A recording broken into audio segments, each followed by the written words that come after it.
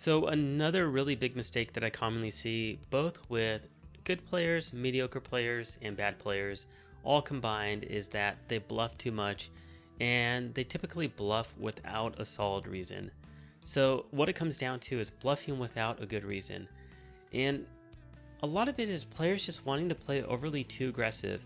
So in coaching sessions, I'll often ask my students when they're bluffing, I'll ask them, why are you bluffing? And a lot of the common replies are, well, I think I can make my opponent fold. And that's really not that good of a reason. And I'll ask them, I'll say, why? Why do you think you can make them fold? Why do you think that they will fold on this board texture? What is in their range? And what's in your range that you can represent as your perceived range?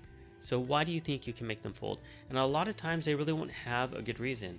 And it's because they're not really good at reading board textures, not really good at hand reading their opponent's ranges. They just haven't reached that point yet. But they have watched a lot of poker on TV.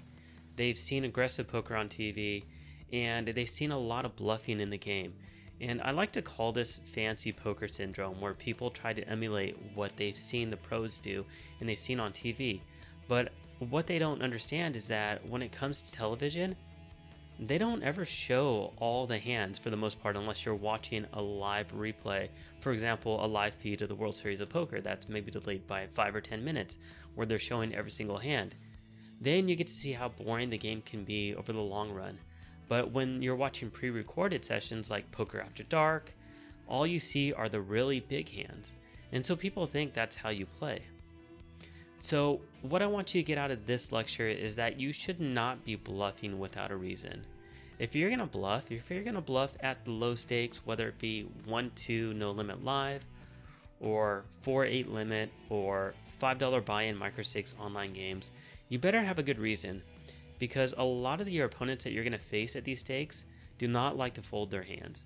In fact, I don't even bluff that often at micro stakes, because what I found is that if I tried double barrel bluffs, if I tried taking the money away when nobody's showing the initiative, if I tried doing a 3-bet bluff pre-flop, nobody respects them. People call down with the craziest of hands.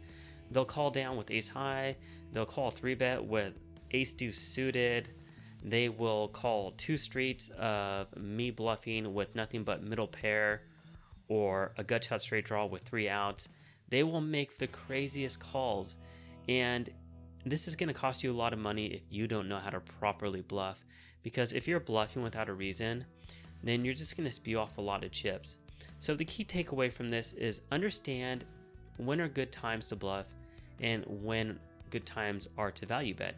And don't bluff if it's not a good time, especially at the lower stakes, because bluffing really isn't that huge of a portion of the game. In fact, a lot of your money comes from value betting instead. So understand that if you are going to bluff, you better have a really good reason. You should be able to read their hand ranges very well. You should be able to have a really strong perceived range on the board texture. And your opponent should be showing a lot of passivity and are willing to fold hands.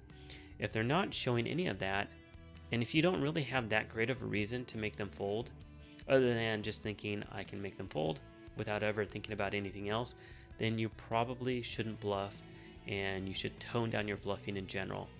Because people that bluff too much struggle to beat the games, and a lot of the students that I worked with, they had problems moving up in stakes, and they had problems with a lot of ups and downs and variance in their game because they bluffed way too much.